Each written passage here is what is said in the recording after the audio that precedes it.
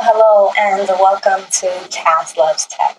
In today's video, I am going to focus on Lawcus and how to create a regular text template email inside of Lawcus.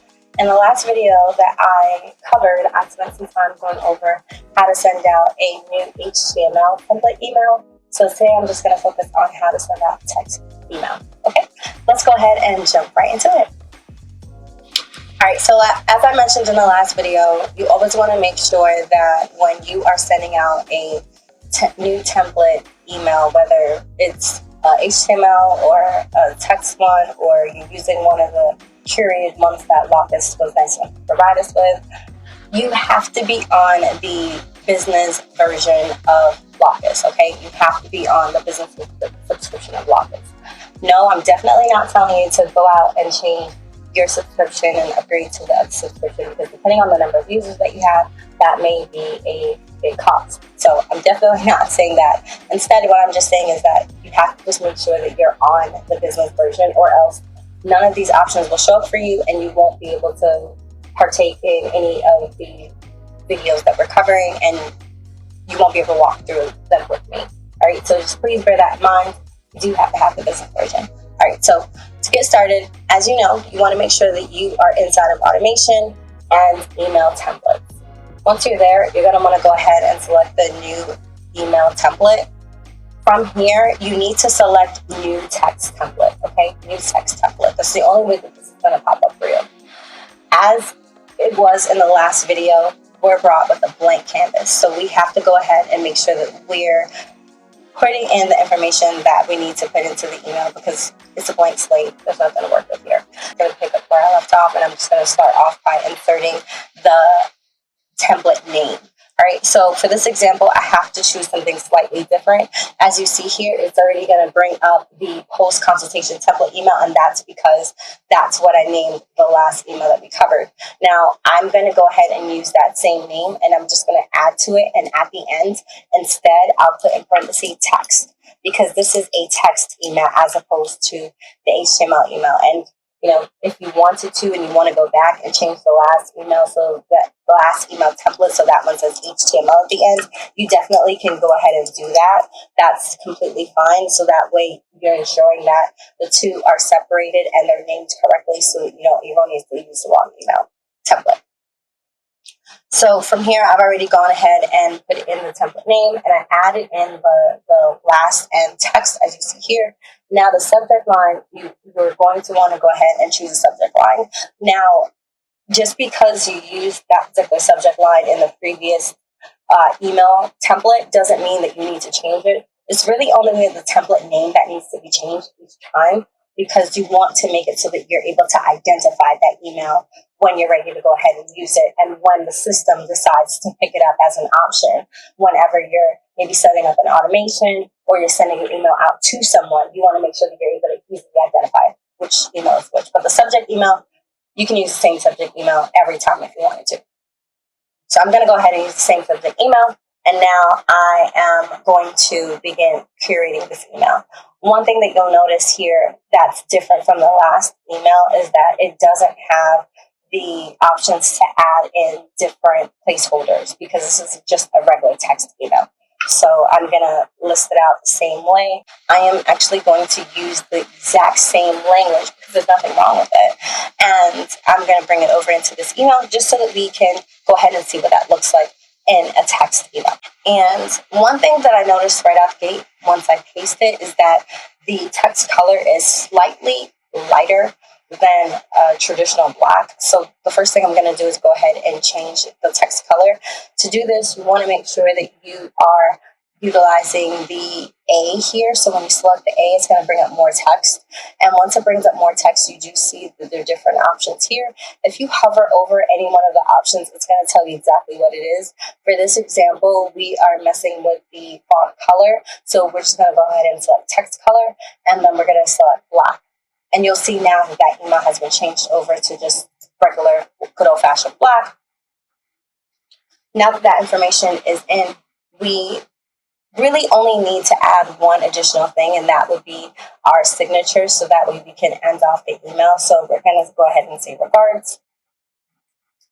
And just like the last video, we're going to go ahead and merge tags, and we are going to go back to system, and we're going to select the text member invitation options, because that's going to go ahead and bring up the company name, which we do want that, and we want the email address for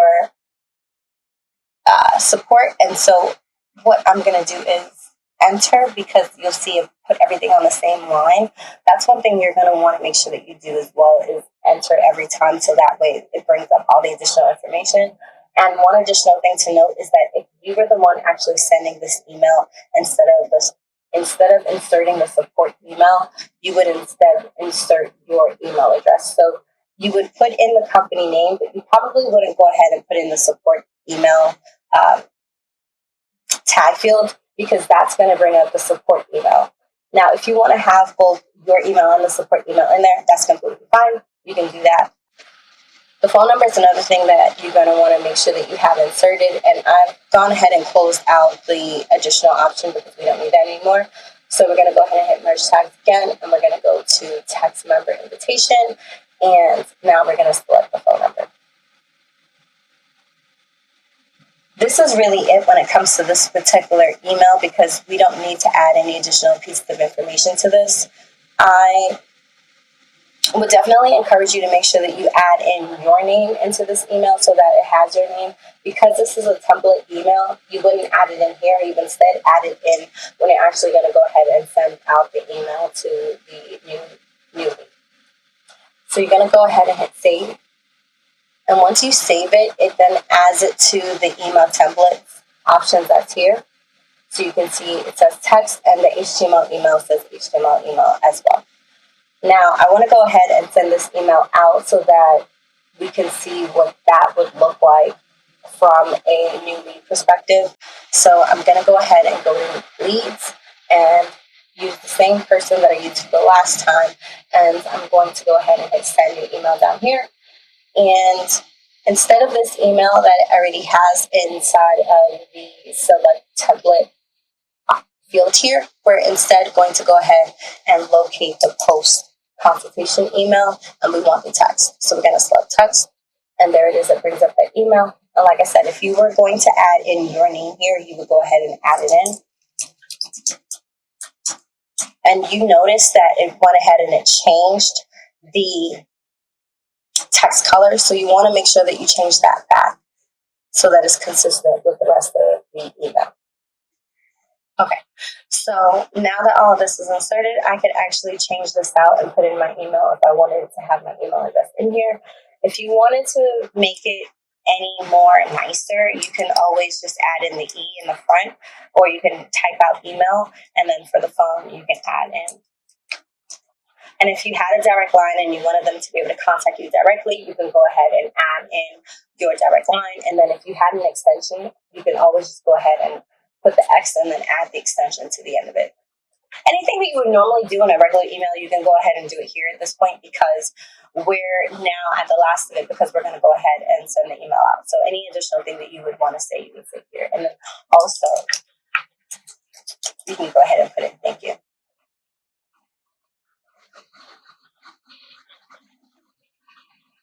You just always want to make sure that your fonts and everything are remaining consistent throughout. And just like in the HTML email template, you can always add in a CC or BCC if you wanted to have any additional people on the email as well. And I'm going to go ahead and remove this so that it doesn't come up anymore. And then I want you to see what it looks like when the default email is selected. So I'm going to also, the default signature. The default signature is selected. So I'm going to leave this here. One thing to note that I didn't actually say in the previous video is that you can actually add in a attachment. So if there was something that you wanted to attach to the email, you can do that down here and just drag it in, and it will attach something to the email so that the person has it. Since this is a post consultation, there's nothing really that we would want to include for the new lead. If it was an active client and maybe you had a document that you wanted them to review, you can send that here.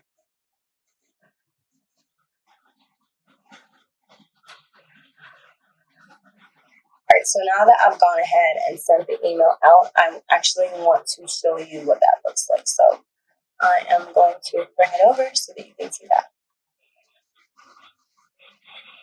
And now the new email that was sent is up here at the top. And this is it. And for some reason, you'll notice that it didn't actually pick up the first name of the person. It left it in the template form, which I find to be very interesting. But it did bring out the email signature. So the default signature, it did go ahead and bring that over so that that information is here for us. So now going back into the template, I'm just gonna go back to the actual template email and reinsert the field here so that way we can figure out what happened. So I'm going to go to contact fields and then put in the contact first name and save it. And then we're going to go back to our contact or our lead and we're going to send them the email again.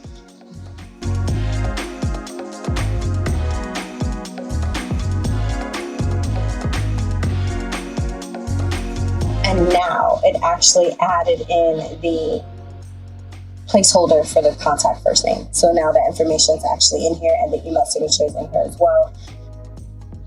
So this is fine. All right. That pretty much covers everything that I want to spend some time on with you today when it comes to sending out an email inside of Lawcus utilizing the template email function. Now that I've gone ahead and done that, go ahead and take a stab at it yourself. Let me know how you did. Let me know if you found it to be easy. If you're able to follow along with this video, definitely feel free to leave any comments that you have below, and I will see you in the next video. Have an amazing day.